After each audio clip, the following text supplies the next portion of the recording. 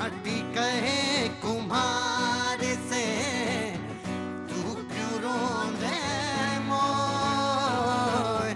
माटी कहे कुम्हार से, तू क्यों रोंदे मोय। एक दिन ऐसा आएगा, एक दिन ऐसा आएगा, मैं रो दूंगी तो कबीरा, मैं रो दूंगी तो। गुरु गोविंद दो खड़े, काके लागो पाए। गुरु गोविंद दो खड़े, काके लागो पाए।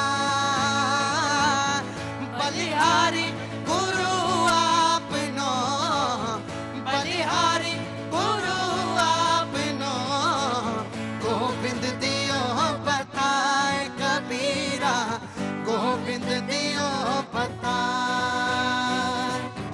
नहाए धोए क्या हुआ, चुप मन का मैल न जाए। नहाए धोए क्या हुआ, जो मन का मैल न जाए। मीन सदा जल में रहे, मीन सदा जल में रहे, और धोए बास न जाए कबीरा, धोए बास न जाए। भारत माता की। बहुत बहुत शुक्रिया, थैंक यू सो मच। बातचीत के सिलसिले को शुरू करने के लिए एक बार फिर से मैं आपके बीच में हाजिर हूं। तमाम सारी खबरें, तमाम सारे खबरों के बीच में वो खबर जो आपसे सरोकार रखती है, उस सब के लिए मैं आपके बीच में हाजिर हूं। देखिए मेरी बात सुनिए, बहुत ज्यादा हल्ला मचाएंगे तो मैं आपसे कहूंगा यहां से निकल जाइए बाहर। नशे के आदी हैं तो नशा करिए जाके जहां बैठते हैं, चुपचाप खड़े रहिएगा वरना भगा दूंगा 2 मिनट के अंदर। बहुत बहुत शुक्रिया, थैंक यू सो मच। वो तमाम सारे लोग जो आज शो में पहली बार शरीक हो रहे हैं, उन सब का बहुत बहुत स्वागत है। जो रोज आते हैं उन सब का बहुत बहुत स्वागत है। आज सवाल ये था कि वो कौन सी खबर जो हम पे डालती है असर, और उसका है सरोकार हमारे और आपसे। ये चलती दुनिया क्या रुक सकती है? लेकिन आज कुछ संकट ऐसा आया कि चलती हुई दुनिया जो लगा कि रुक गई।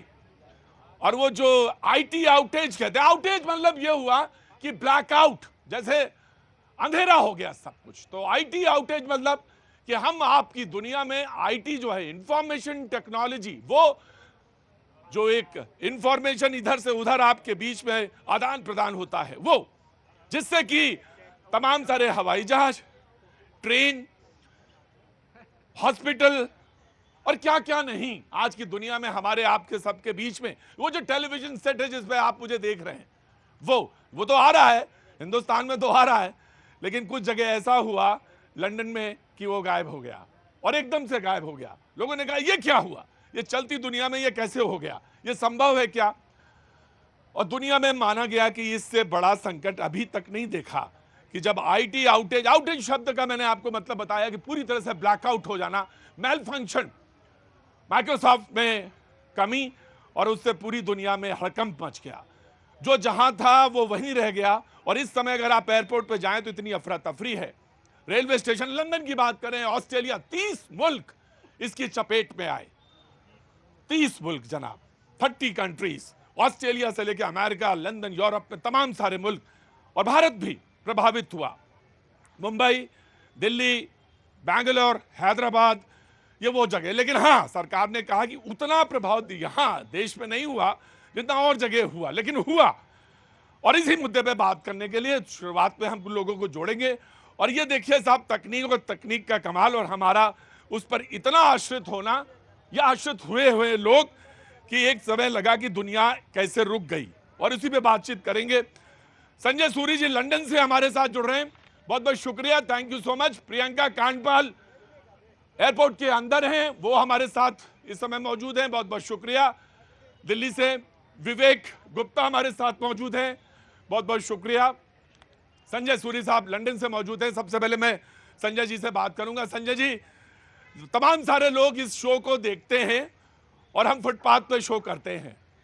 एक तो सबसे पहले ये जानना चाहेंगे कि क्या क्या चीजें रुकी। मुझे पता चला कि हॉस्पिटल से लेके एयरपोर्ट और वहां अस्पतालों में अफरा तफरी हुई। वो जानना चाहते हैं लोग इस समय क्या हालात हैं और कितनी देर में और कब तक रेस्क्यू होने की चीजें, सामान्य होने की चीजें कब तक। जी विवेक सूरी जी। जी दरअसल में प्रश्न कुछ और ही है। प्रश्न ये नहीं है कि क्या क्या गड़बड़ हुई, कहाँ कहाँ हुई, आप ये पूछें कहाँ नहीं हुई। आप नाम लीजिए तो वो सर्विस ठप, अब एयरपोर्ट पे फ़्लाइट ठप, लंदन में, यहाँ गैटविक में, स्कॉटलैंड में, मैनचेस्टर में, उधर बर्लिन में, उधर एम्स्टर्डम में, आप नाम लीजिए जगह का, फ़्लाइटें बंद। यहाँ ट्रेन, यहाँ पे एक के बाद एक ट्रेन कैंसिल हो गई है। लंदन स्टॉक एक्सचेंज का काम ठप, बैंकों का काम ठप, कई मेडिकल सर्विसेज पर भी असर पड़ गया है। तो ये सब इस पर निर्भर है जो कि सॉफ्टवेयर है जिसका प्रयोग किया गया, और ये माइक्रोसॉफ्ट सॉफ्टवेयर। बताया जाता है कि उसमें एक अपडेट, सिर्फ एक मात्र अपडेट आया, उसके कारण सब बैठ गया। तो बहुत चिंताजनक बात, हाल में तो चिंताजनक है ही, लेकिन भविष्य के लिए भी, क्योंकि इतनी मामूली सी बात से सारी दुनिया का आना जाना, काम धंधे रुक जाए, बहुत भारी चिंताजनक बात है। और बताया जाता है कि तो, आप जी बिल्कुल संजय भाई, काबू पाया संजय साहब, इसका तो आकलन होगा, और इसका आकलन होगा कि कितना लॉसेस आए, कितनी चीजें इसमें हमने नुकसान पूरी दुनिया ने उठाया। लेकिन मैं प्रियंका के पास जाना चाहूंगा। प्रियंका इस वक्त दिल्ली एयरपोर्ट के अंदर मौजूद है। प्रियंका, मैं सूरत हाल जानना चाहता हूं। किसी का एग्जाम छूटा, किसी ने कहा कि बातचीत नहीं हो पाई, किसी ने, हालांकि ट्रेन हमारे यहाँ प्रभावित नहीं हुई हैं, लेकिन हाँ एयरपोर्ट्स बुरी तरह प्रभावित हुए। और इस समय क्या सूरत हाल प्रियंका एयरपोर्ट के अंदर से? जी मैं देखिए आपको सीधी तस्वीरें ही एयरपोर्ट की दिखाती हूँ कि इस वक्त क्या हालात हैं। इस तरफ आप देखें जरा, ये स्पाइस जेट का काउंटर है, और मैं कोशिश करती हूँ कि थोड़ा जूम कर पाऊँ तो आपको यहाँ मालूम चलेगा कि किस वजह से ये देरी हो रही है। आप देख रहे हैं कि ये मैडम जो है वो चेक कर रही हैं, और अभी भी जो बोर्डिंग पास बन रहे हैं वो यहाँ पर मैनुअल बन रहे हैं। तो कुछ जगह पर ये पासेज जो है वो अब कंप्यूटराइज शुरू हो गए हैं, जब से ये बताया गया है कि रिस्टोर हो रहा है सिस्टम। लेकिन अभी भी यहाँ पर क्योंकि मैनुअली ये कर रहे हैं, इस वजह से टाइम लग रहा है। परिवार यहाँ लंबे समय से इंतजार कर रहे हैं। सर, आपका क्या नाम है? आप सर कहाँ जा रहे हैं? पूर्णांक जा रहे हैं। कितनी देर से इंतजार कर रहे हैं? 1.5 घंटा हो गया। और देखिए प्रतीक जी, छोटे छोटे बच्चे इनके साथ है। इनकी जो पत्नी है वो सिर्फ बच्चों को ही तब से इधर से उधर कर रही है। परिवार का एक मेंबर है जो लाइन पे लगा हुआ है। और मैं आपको तस्वीर जो है एक बार यहाँ की दिखा देती हूँ कि अंदाजा लगेगा कि अभी रिस्टोर होने में समय लगने वाला है। तो ये देखिए, ये लाइन मैं आपको दिखा रही हूँ। ये एक लाइन इस तरीके से जा रही है, ये लाइन अंदर जाकर एकदम सांप की तरह अंदर को घूम रही है, लेकिन बाहर तक ये लाइन आपको दिख रही है। थोड़ा सा आगे और बढ़ती हूँ, इस पूरे काउंटर की मैं आपको ये तस्वीरें दिखा रही हूँ। देखिए, तो यहाँ पर अभी भी जो बोर्डिंग पास है, जो चेक इन है, वो क्योंकि मैनुअली बन रहे हैं, उनको हाथों से बनाया जा रहा है, इस वजह से अभी यहाँ पर और समय लगेगा। कुछ एयर इंडिया जैसी जो फ्लाइट्स हैं उनके यहाँ पर जो कंप्यूटराइज सिस्टम है वो शुरू हो चुका है। और ये देखिए, मैं जहां तक आपको तस्वीरें दिखा रही हूँ वहां तक आपको केवल लाइनें ही लाइनें नजर आएंगी। ये एक काउंटर का हाल नहीं है। इंडिगो की ऐसी 7 से 8 फ्लाइटें हैं जो आज दिल्ली कैंसिल हो एयरपोर्ट का चुकी हाल। हैं। जी जी प्रियंका, बिल्कुल। और ये दिल्ली एयरपोर्ट का हाल जो प्रियंका बता रही थी, इस वक्त एयरपोर्ट पे मौजूद हैं। मैं आपके पास एक बार फिर से लौटने की कोशिश करूंगा। मैं मुंबई का रुख करना चाहूंगा जहां पे विवेक गुप्ता हमारे साथ मौजूद हैं। विवेक, और ये तमाम सारे लोग, चाहे लंदन में हो, चाहे दिल्ली से प्रियंका बता रही हो, मुंबई के एयरपोर्ट पे आप मौजूद हैं, बहुत सारे लोग कामकाज के लिए इधर से उधर। लेकिन एक कह रहे हैं माइक्रोसॉफ्ट के जो सर्वर है उसमें एक जरा सा अपडेट पे, जैसा कि संजय सूरी लंदन से बता रहे थे, जरा सा अपडेट, एक छोटा अपडेट, और उसने पूरी दुनिया को सुकोड़ के रख दिया। विवेक। हाँ बिल्कुल सही प्रतीक जी, आपने देखिए जो क्राउड स्टिकर है उससे अपडेट करने की कोशिश की गई, अपडेट तो नहीं हुआ, लेकिन वो उसमें ग्लिच जरूर आ गया। ग्लिच भी ऐसा है कि पूरी की पूरी जो दुनिया है वो थम सी गई। इस समय मैं इंटरनेशनल एयरपोर्ट मुंबई में खड़ा हूँ। ये हिंदुस्तान का सबसे ज़्यादा बिजिएस्ट एयरपोर्ट है। हर 3 मिनट में एक फ्लाइट लैंड है और टेक ऑफ होती है। लेकिन तस्वीरें देखिए, जहाँ तक कैमरे की और मेरी नज़र जा रही है तो वहाँ तक सिर्फ और सिर्फ आपको लंबी कतारें दिख रही हैं। आप प्रतीक जी, आप अंदाज़ा लगाइए कि हिंदुस्तान के सबसे बिजिएस्ट एयरपोर्ट में अगर बोर्डिंग पास हाथों से बनाया जाए और पूरा एयरपोर्ट जो है वो मैनुअल मोड में चला जाए, तो उसका नतीजा क्या होगा? जहां तक हमारी कैमरे की नज़र जा रही है वहां तक सिर्फ और सिर्फ पब्लिक ही आपको नज़र आ रही है। ये नज़ारा इसलिए भी है क्योंकि सब कुछ मैनुअली हो रहा है। मैनुअली का मतलब यहाँ के बाद जब आप एंट्रेंस करेंगे अंदर, बोर्डिंग पास लेने के बाद जो हम स्कैनर से बोर्डिंग पास इजीली बनता था, सारा का सारा सिस्टम ठप बना हुआ है। सारे बोर्डिंग पासेस हैंडमेड बनाए जा रहे हैं, जिसकी वजह से बहुत सारी फ्लाइटें कैंसिल हुई हैं। अगर मैं आपको लेटेस्ट अपडेट बताना चाहूँगा कि सिर्फ इंडिगो एयरलाइंस की 200 से ज्यादा फ्लाइट बताया जैसे कि अब आप अंदाजा लगा लिए कि 30 कंट्री में 30 मुल्कों के आपस में जो तमाम सारे जो कनेक्शन के और तमाम सारे जो इंटरनली वचा न्यूजीलैंड की तो संसद बता रहे, संसद ही रुक गई, कार्य चल रहा था संसद में न्यूजीलैंड में, रुक गया। ऑस्ट्रेलिया, अमेरिका तक, और मैंने यूरोप से संजय सूर्य अभी कुछ देर पहले बात कर रहे थे, और वो हुआ ये कि सॉफ्टवेयर, आईटी सॉफ्टवेयर जो बात हो रही थी माइक्रोसॉफ्ट की, और उसमें एक अपडेशन के बाद पूरी दुनिया जैसे लगा सिकुड़ गई, एक जगह रुक गई। इस बार बात हो रही थी, और ये बात इस बात को लेकर भी इशारा कर रही है, जैसा कि अभी कुछ देर पहले विवेक कर रहे थे कि इतनी भीड़ और एक एक शख्स का जो बोर्डिंग पास है वो बनना है। मैं एक एक छोटा छोटा सवाल विवेक जी और संजय जी के पास भी जाना चाहूंगा। संजय, ये स्थिति नॉर्मल होने में क्या आपके पास अपडेट है कि स्थिति कब तक नॉर्मल होगी? संजय, एक छोटा सा सवाल। देखिए, जहाँ पर जड़ का सवाल है वहाँ पर तो कहते हैं उन्होंने मरम्मत कर ली है और इंतज़ाम कर लिया है, लेकिन इसका असर इतना भारी है, इतनी लंबी इसकी पहुँच रही है, और इतनी एक के बाद एक जो है घटना सामने आ रही है। एक जगह रुकावट आती है तो अगली जगह रुकावट पैदा होती है, तो एक चेन रिएक्शन जो बना हुआ है ये तो बना हुआ है।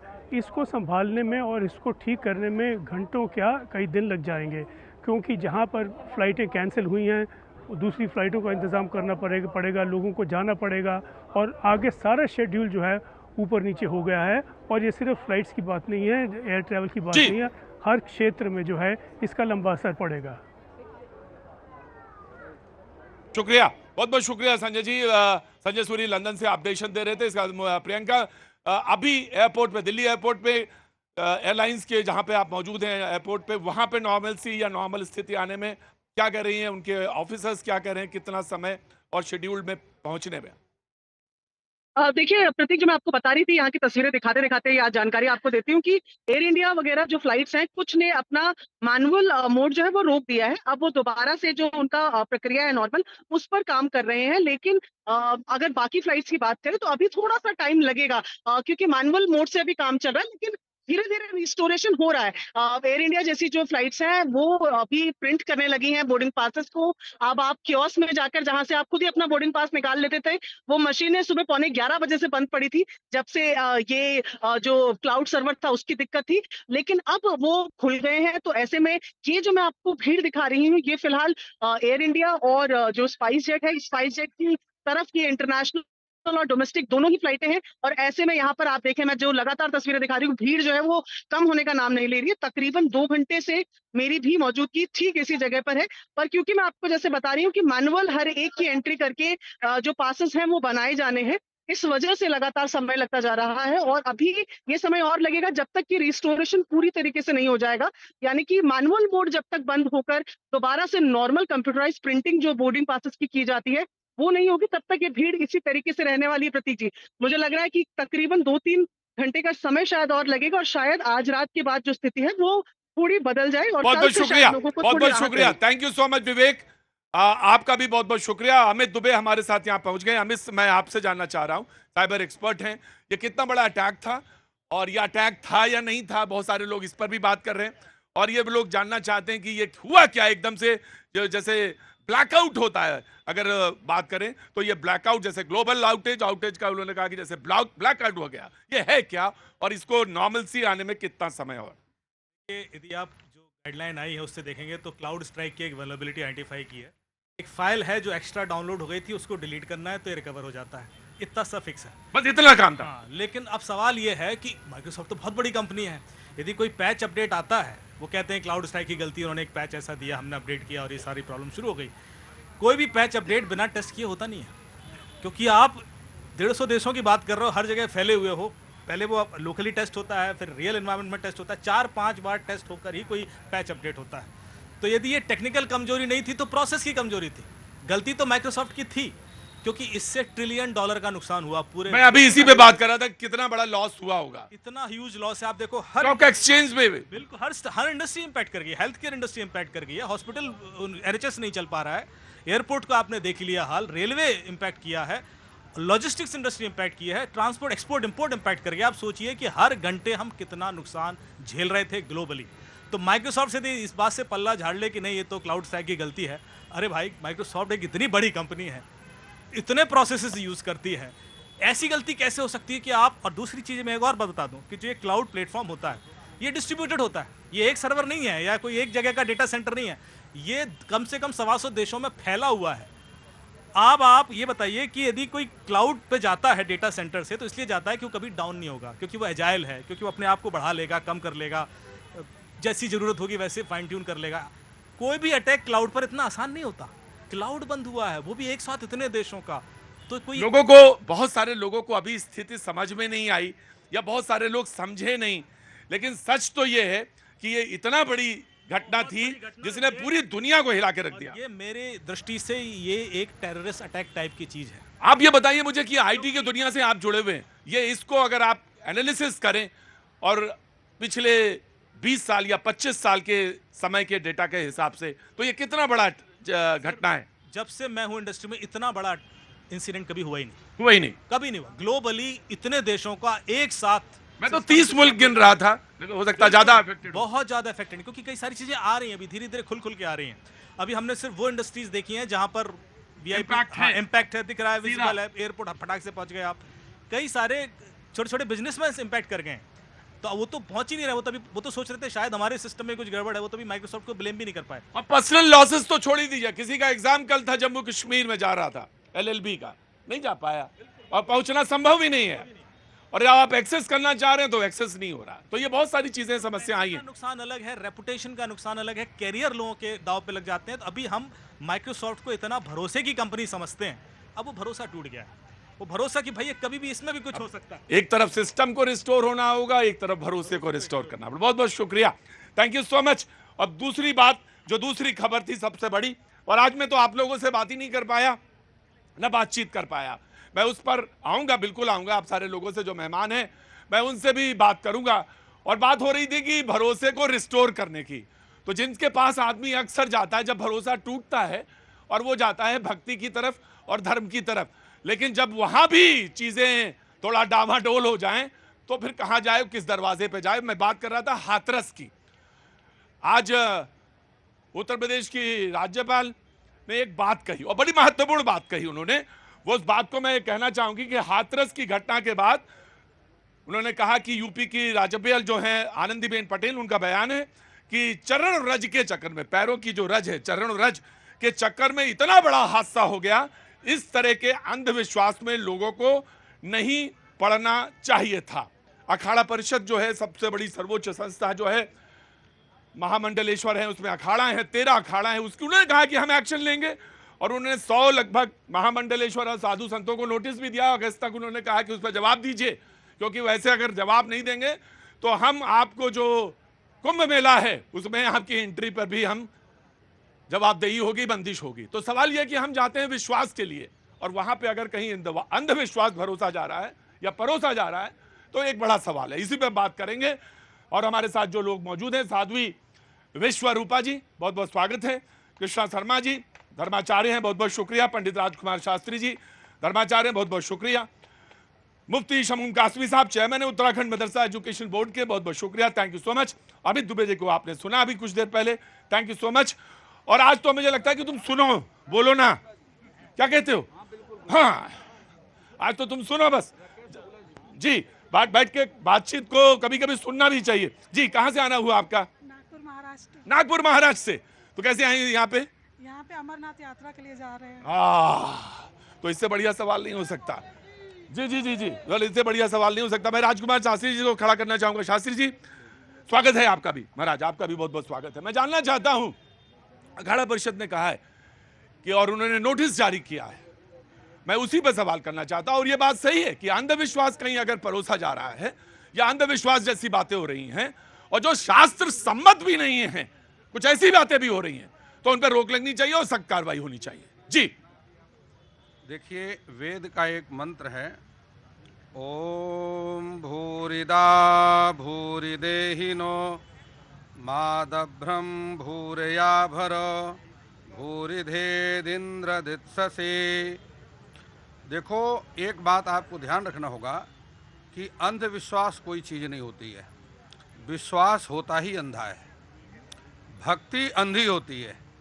जहां पे वेदांत हो वहां पे अंधी भी होता है क्या? मैं सवाल पूछ रहा हूं, पंडित जी, नाराज ना होइएगा बिल्कुल।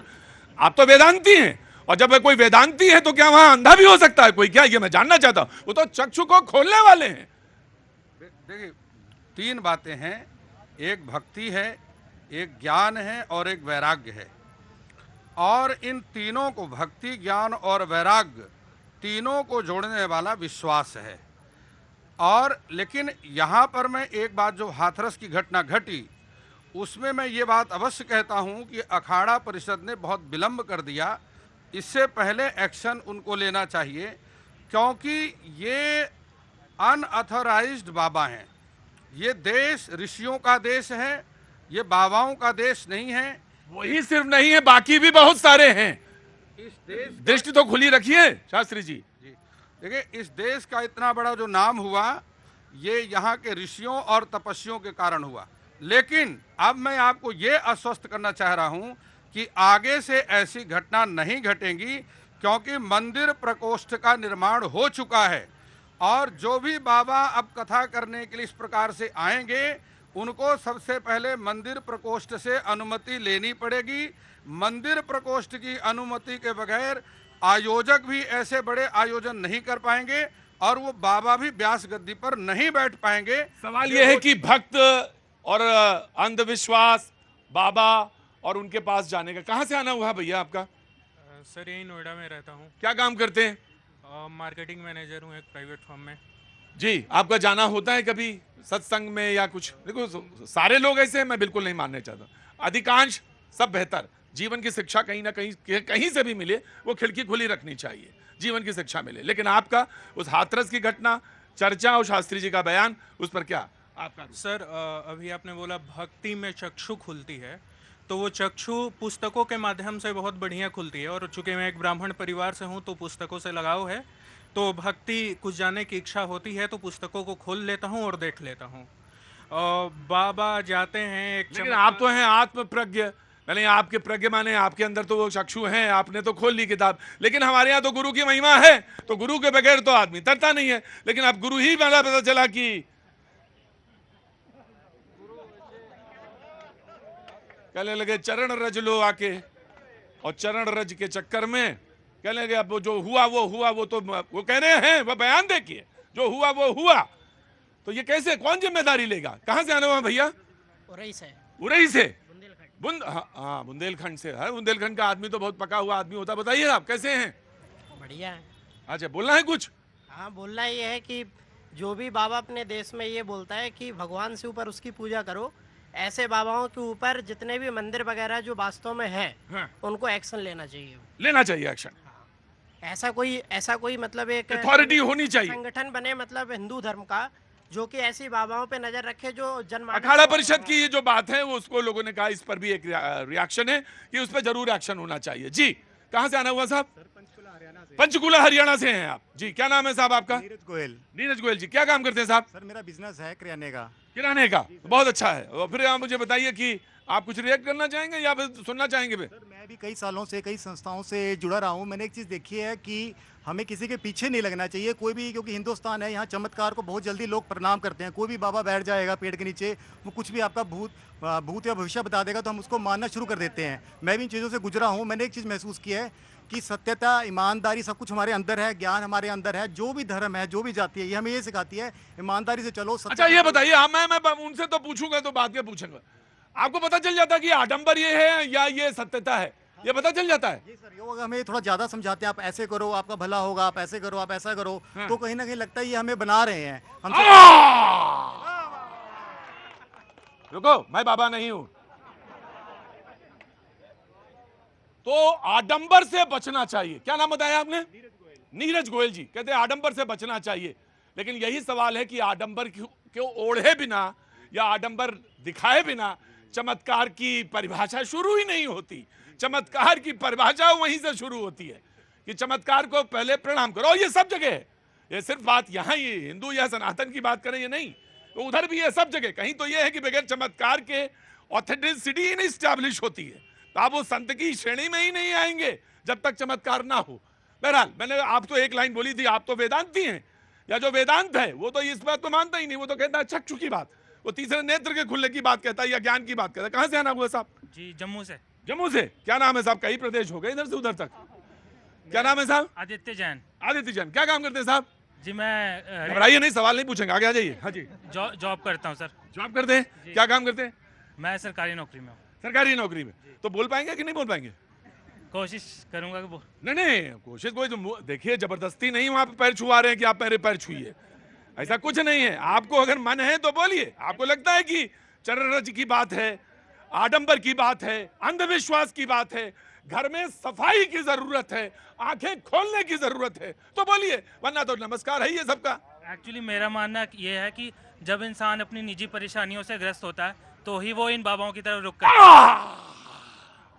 मैं सोच रहा था कब कौन नब्ज पे हाथ रखेगा, और ये इन्होंने नब्ज पे हाथ रख दिया। यही होता है मेरे भाई, तो दोहरा विश्वासघात होता है।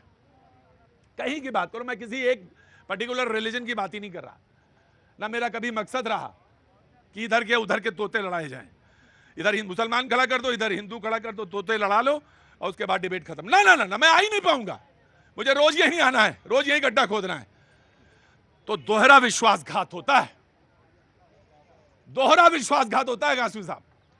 एक तो आदमी परेशान गया चरण में, और वहां हो गया कैसा वो ब्लैकआउट, आउटकास्ट, जो बात कर रहा था वही हो गया।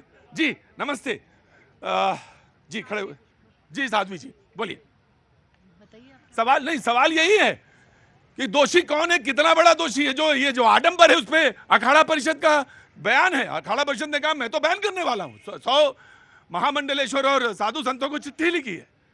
बिल्कुल, ये बहुत पहले ये एक उन्हें बयान दे देना चाहिए था, ये कदम उठा लेना चाहिए था, क्योंकि आप देखिए भोली भाली जनता है, जैसा उन्होंने बताया कि परेशान होकर लोग आते हैं। जब कोई हर तरफ से परेशानी होती है, और खासकर आप देख रहे होंगे लोग बीमारियों को लेके बहुत आते हैं, तो चमत्कार की उम्मीद में आते हैं। नहीं, चमत्कार यही तो कहना चाह रही कि इनको भी पहचानना होगा। जैसे उस बच्चे ने कहा शिक्षा के लिए, तो बिल्कुल पहचानना होगा। अब ऐसा नहीं कि हर कोई पाखंडी है, हर कोई झूठा है, क्योंकि हमारी जो धरती है वो गुरुओं की धरती है, धर्म की धरती है, तो हर कोई झूठा नहीं। पहचानना आप लोगों को होगा। अब कैसे पहचाने? अगर कोई मानव स्वयं को परमात्मा कहने लगे, स्वयं को स्वयंभू कहने लगे, या आपसे कुछ मांग करने लगे, तो आप निसंदेह पहचान लीजिए कि वो अपनी तिजोरियां भर रहा है। तो कुछ क्राइटेरिया है, इसको आप समझ लीजिए। जी शास्त्री जी, कैसे बताना कि आडंबर है इसमें, अब ये आडंबर है और ये शास्त्री जी हैं, ये कैसे पता चले? इसका एक मापदंड तैयार किया जाएगा। हम मंदिर प्रकोष्ठ के अध्यक्ष जी से, कर्नैल सिंह साहब से बात करेंगे, और उसकी एक एजुकेशन निश्चित की जाएगी। देखिए, मैं अखाड़ा परिषद की बात कर रहा हूँ, वो जो आपका मंदिर परिषद है, मैं सम्मान करता हूँ, लेकिन मैं ये जानना चाहता हूँ कि 13 अखाड़ों ने जो किया वो कोई छोटी घटना नहीं है।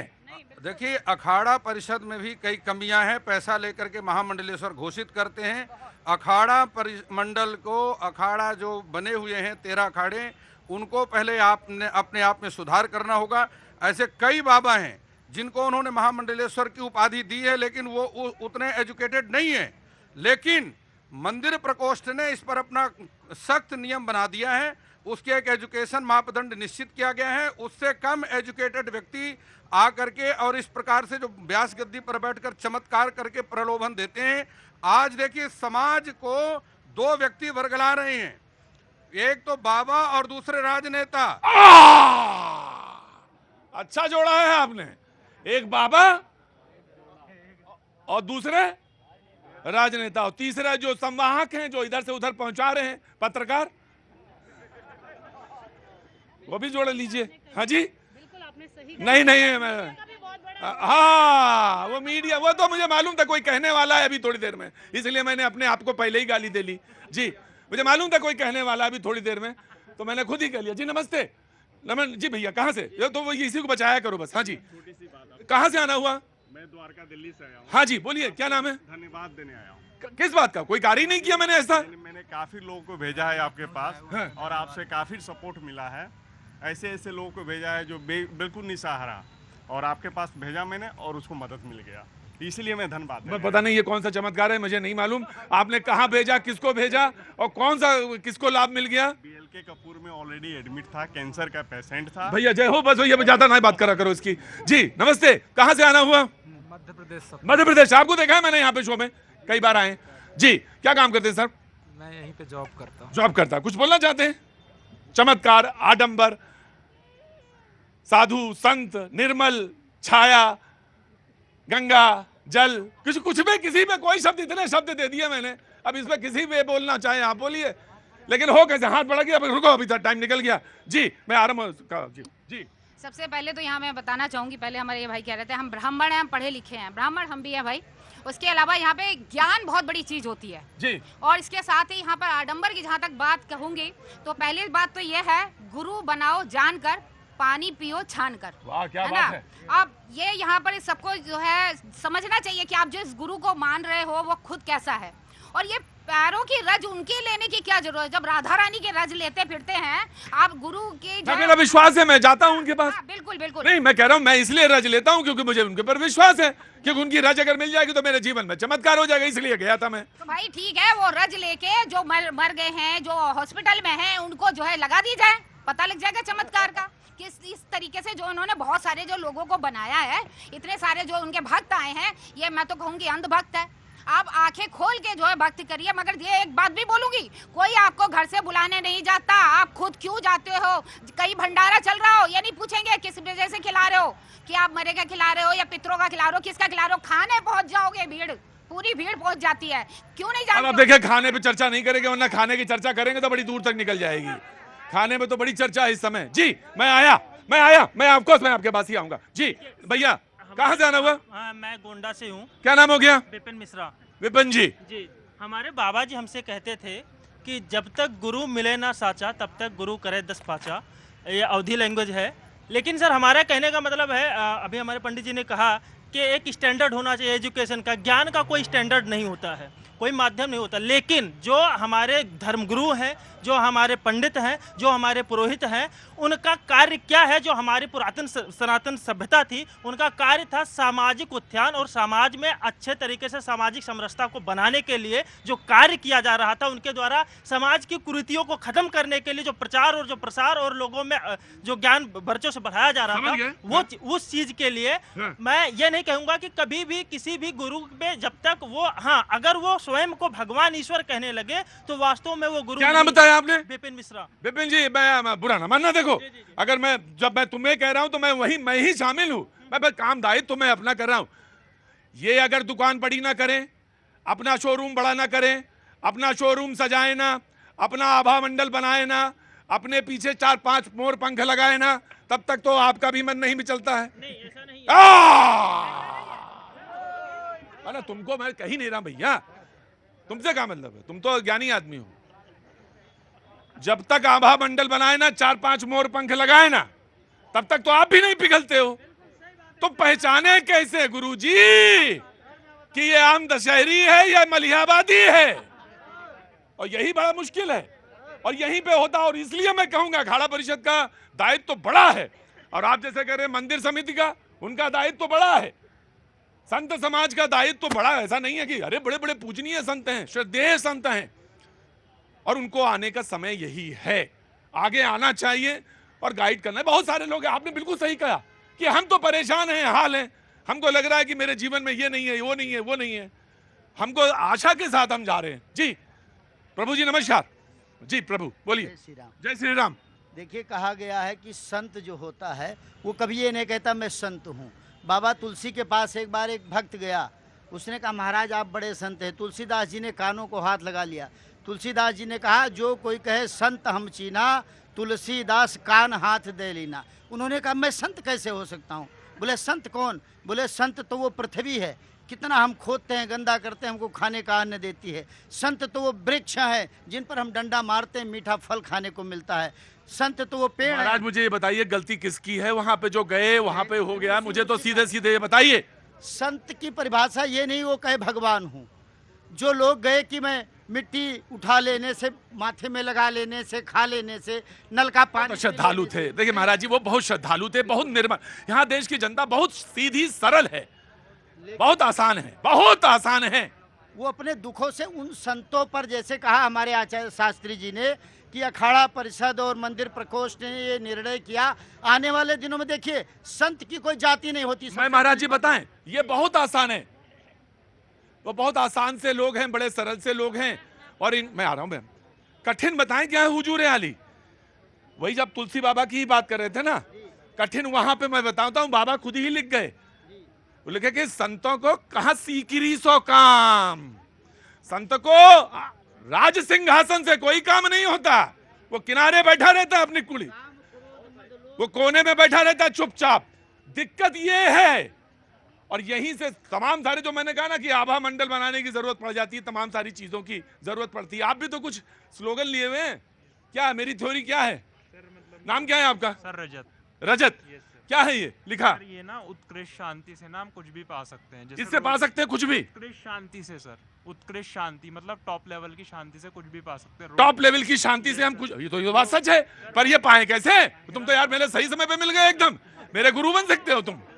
यही ढूंढ रहा हूं मैं कि अच्छी शांति, टॉप लेवल की जो शांति है वो कैसे मिले, यही तो मैं ढूंढ रहा हूं। लाखों साल आयु, टेलीपोर्टेशन, कुछ भी मतलब टाइम मशीन, कुछ भी सर, कुछ भी बन सकता है अगर वो टॉप लेवल की शांति आ जाए। तुम जानते हो सर एक्चुअली ना सर ये रिसर्च प्रपोजल है, तो जब कुछ लोग रिसर्च करेंगे इस पे तो उसे बाद में इम्प्लीमेंटेशन। हाय मेरे अभिमन्यु, सही समय पे तुम आ गए। ये जो रिसर्च है ना, वो जो संत था, वो जो ऋषि था, वो यूं ही नहीं जंगल में चला गया था महात्मा। वो रिसर्च कर रहा था, वो सोच रहा था जीवन के, और किसके जीवन के लिए? हमारे और आपके जीवन के लिए। सोच वो हमारे आपके जीवन के लिए रहा था। आज तुम्हें भी बोले ना बोला करो, रोज ना बोला करो, एक दो दिन रहा करो, चुप हो जाओ, वरना बन तुम भी वही काम करोगे, वही वाला। रुको पहले आसिम साहब बोल रहे, उसके बाद बोलना जी। प्रतीक भाई, और ये मैंने सबसे पहले कहा कि ये कोई पैरेलल लाइन नहीं खींच रहा हूं मैं, ये सबके लिए समान रूप से है जी। फकीर का वाकया है, फकीर का वाकया है कि इब्राहिम अदहम बादशाह थे। हाँ। तो वो आए उनके महल में, कहने भाई क्या कर रहे हो? उन्होंने कहा भाई मैं अपने ऊंट ढूंढ रहा हूँ। हाँ। ऊंट और बादशाह के महल में। हाँ। तो उन्होंने कहा कि तुम ईश्वर को इन नरम गद्दों पे पाओगे। मैं आपसे कहना चाहता हूँ कि लोगों में अंधविश्वास जो बढ़ रहा है, ये हमारी नाजानकारी की बिना पर है। कोई पीर, कोई गुरु ना किसी को दे सकता है, ना उसने दिया है। जिसने दिया है वो भी उसी से मांगता है। मैं इसमें कहना चाहता हूँ कि एजुकेशन की कमी है। मैं उत्तराखंड राज्य में मैं मदरसा बोर्ड का चेयरमैन हूँ। हमने मदरसों में NCERT को पढ़ाया माननीय मुख्यमंत्री पुष्कर सिंह धामी जी के नेतृत्व में। उन बच्चों ने 96% रिजल्ट दिया। ओनली वो धार्मिक एजुकेशन पढ़ते थे। सुन लीजिए। अरे मामा, ये कोई हिंदू मुसलमान की डिबेट नहीं है मैडम। मैं आ रहा हूँ मैं आ जा रुक जाइए। हिंदू मुसलमान डिबेट है ही नहीं। और ना देखिए दूसरी बात ये ना हिंदू मुसलमान की डिबेट नहीं है, और खाने पीने की भी डिबेट नहीं है ये।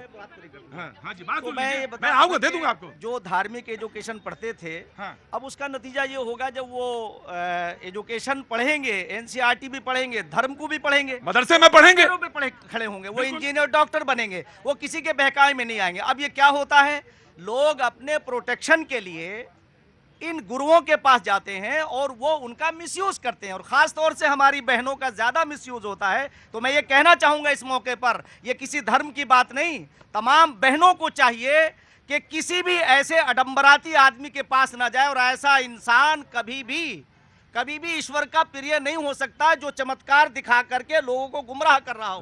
मैं मान लिया जाते हैं, सबसे बराबर जाते हैं, वो कोई लड़ाई जाए कोई नहीं। मैं बैठिए, कोई और डिबेट होती तो अभी इसी पे डिबेट खिंच जाती। अभी इसी कोई और डिबेट होती कि महिलाएं नहीं जाती पुरुष जाते, अरे इसी में 1.5 घंटा निकाल देता एंकर भी और जनता को बना देता बेवकूफ। ना ये कोई नहीं। मैं पहले इनसे सुनूंगा। आइए आगे, क्या कह रही थी आप? जी बिल्कुल ये कह रही थी। देखिए आपने पूछा कि इसके लिए सभी जिम्मेदार, हाथरस जो हादसा हुआ है, बहुत अच्छी बात करिए। जी बिल्कुल, इसमें प्रशासन को आप ले लीजिए, आयोजकों को ले लीजिए, और मैं सबसे बड़ा जो मानती हूँ कि जो अपराधी है वो बाबा है। सबसे बड़ा अपराधी वो बाबा है।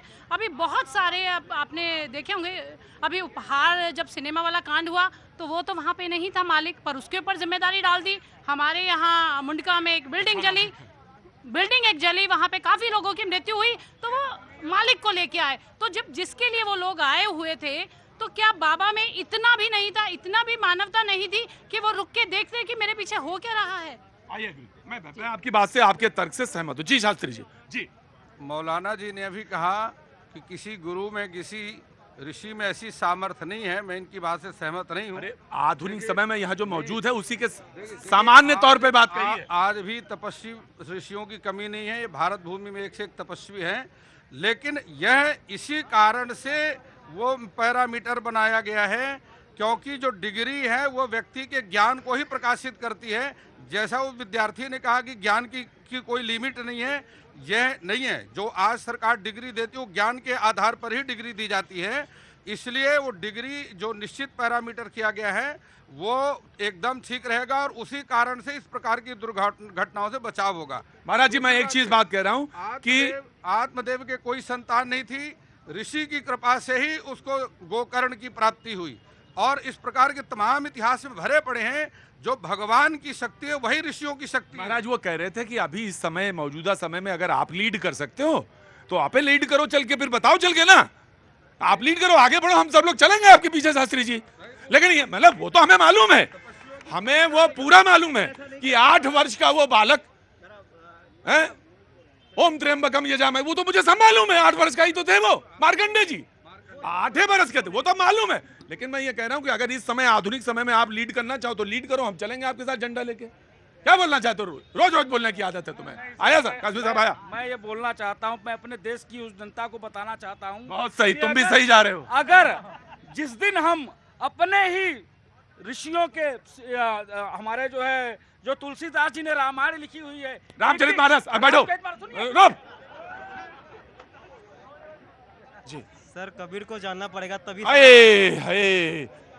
कबीर जैसे, मैं ये नहीं कहता कबीर सिर्फ, कबीर है ज्ञान मार्गी, कहता कि सर और ज्ञान ज्ञान रही, कबीर ज्ञान सो ज्ञान, जैसे गोला तो उपकार चलता रहा मैदान। ये मैंने ज्ञान की बात कहता। कबीर क्या कहता है जरा सुनाओ भाई, मुझे बात बताओ, कबीर क्या कहता है?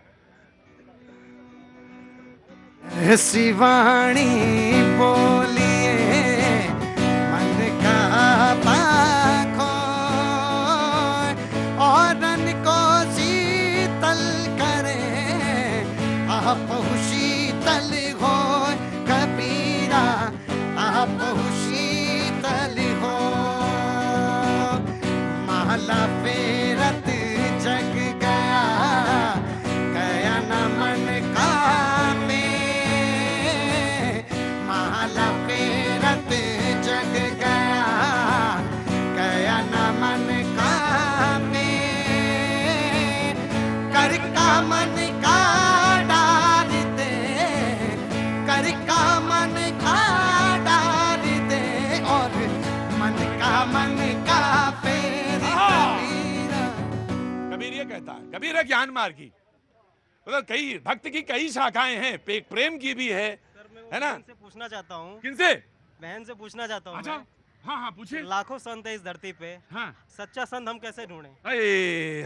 ये मेरा ये जो जगह है जहाँ ये आपने पूछा है मेरे शो में, ऐसा कोई नहीं कहेगा हाँ यही मिलेगा प्रसाद, यहीं से आडंबर की शुरुआत यहीं से होती है। हाँ तुमने सही सवाल पूछा है बच्चा, और यहीं से शुरुआत होगी, हम ही बताएंगे। यहाँ इसका उत्तर नहीं मिल पाएगा। मुझे मालूम था तुम्हारे पास उत्तर है, मुझे मालूम था तुम्हारे पास उत्तर है, वरना ये प्रश्न ही नहीं करता कोई। मुझे मालूम है, और जो तुम्हें मालूम है वो तुम्हारा सत्य है। हाँ उसको क्रॉस चेक जरूर कर लेना। ये विद्वान कर, ये कि हम ही विद्वान है, ये भी एक बड़ी बड़ी गलती है। कि हम ही एक विद्वान है, ये भी एक बहुत बड़ी गलती है। हाँ जी मैं समझ गया तुम्हारी बात। कबीर ज्ञान है। हाँ मैं समझ गया, कबीर का अगर ज्ञान है तो फिर उसके आगे तो फिर किसी की जरूरत ही नहीं है। तो वो है लाली देखन में गया, मैं भी हो गया लाल, तो तुम लाल हो इस समय, तो मैं तुमसे कुछ नहीं पूछ सकता। जो प्रश्न कर रहा है वो जानता है। जी महाराज, कुछ दिमाग में कुछ चेतना में आया? कहाँ से आना हुआ? मैं मध्य प्रदेश से आया हूँ। जगह तो बता दूं, ग्वालियर से। हाँ तो बता क्या दे, वहाँ कोई तलवार लेके थोड़ी ना आए कि वो युद्ध करने आए हैं मुझसे। महान लोग बैठे हुए हैं। हाँ। बड़ी धर्म की बातें हो रही हैं। कोई महान नहीं है यहाँ पे। हाँ। आप सबसे बड़े महान हैं। ये तो बिल्कुल नहीं है। आप बोलिए। इसको धर्म की लीड को जो शंकराचार्य जी को करना चाहिए इस देश में। उससे बड़ा विद्वान कोई नहीं है, क्योंकि हमारे ऋषियों ने भी गुरु परंपरा का उदय किया था। इसमें डिग्री की और इसकी कोई वो नहीं है, डिग्री ले भी लो, अगर आपने साहित्य से किया है तो आपके भागवत नहीं कर सकते जब तक आपने व्याकरण नहीं पढ़ी है, आपने ज्योतिष नहीं पढ़ी है। आपको उस परंपरा में जाना पड़ेगा, तब उसका विद्वान बनना पड़ेगा। जब तक आपने अष्टांग योग नहीं समझा है। क्योंकि राम जी भी गए गुरु के घर पढ़ने। लाइन बोलो, पंक्ति बोलो। कहा क्या? गुरु गृह पढ़ने गए रघुराई। तो हाँ ठीक, बिल्कुल बिल्कुल सही। तो जब तक आप निष्णात नहीं होंगे उसमें, किसमें, और वही पहली बात तो ये भी महत्वपूर्ण है कि सिर्फ विद्या आ गई आपके पास, लेकिन आपके पास विनम्रता नहीं आई। विद्या आ गई लेकिन विनम्रता नहीं आई, दोनों आ गए लेकिन जीवन का जो सहज जीवन का जो रहस्य है वो नहीं आया, तो कहीं ना कहीं चीजें फंसेंगी और वो लोगों को भी फंसाएंगी। तो बहरहाल सभा में सब बैठे हैं, विचारना आपको है कि करना क्या है। कोई नहीं बता पाएगा हुजूर आली, बताना आप ही को है, सोचना आप ही को है। माननीय राज्यपाल का, उत्तर प्रदेश की राज्यपाल का एक बयान, और आडंबर पे और खास तौर से आडंबर को लेकर और जिस तरह की वो घटना हुई उस पर उन्होंने खेद भी दिया और आगाह भी किया। और उसके बाद अखाड़ा परिषद की भी जो कार्रवाई की बात है कि जो आडंबर है उसके खिलाफ, जो ढोंग है उसके खिलाफ हम कार्रवाई करेंगे। उन्होंने 100 लगभग बाबा व साधु व संतों को नोटिस भेजा है।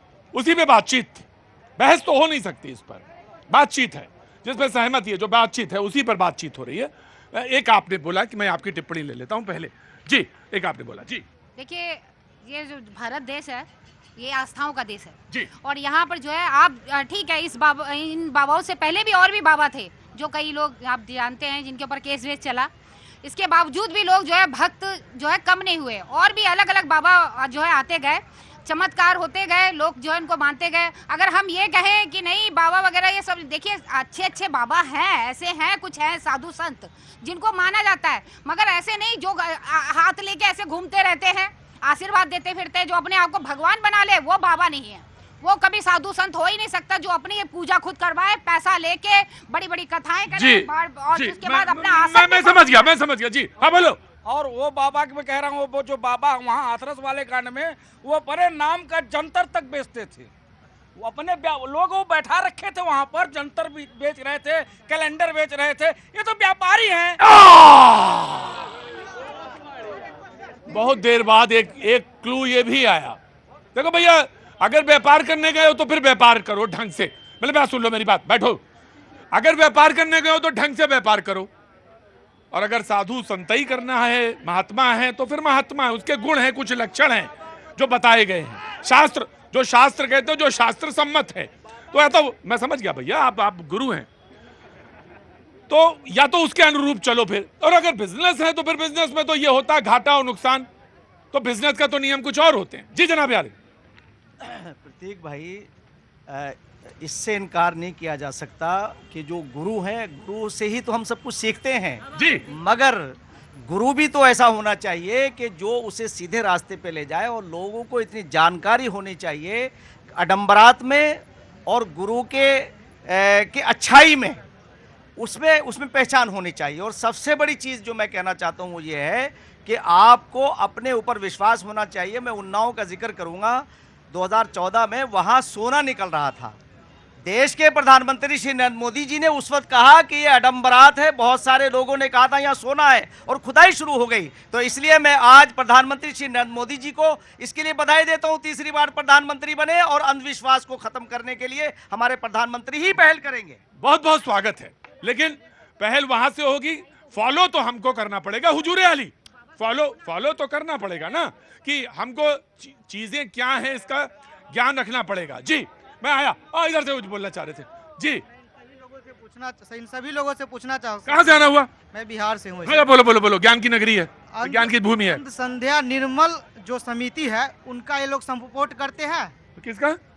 अंध संध्या निर्मल समिति का, जिसका अध्यक्ष श्याम मानक है, जिसने सभी उन मौलवी को, उन बाबाओं पे, उन चर्च के मतलब जो जिसे पादरी कहते हैं उन पे जो गलत करते हैं उनके खिलाफ केस लड़ रहा है। नागपुर में उनका ऑफिस है, क्या इन सब सपोर्ट करते हैं?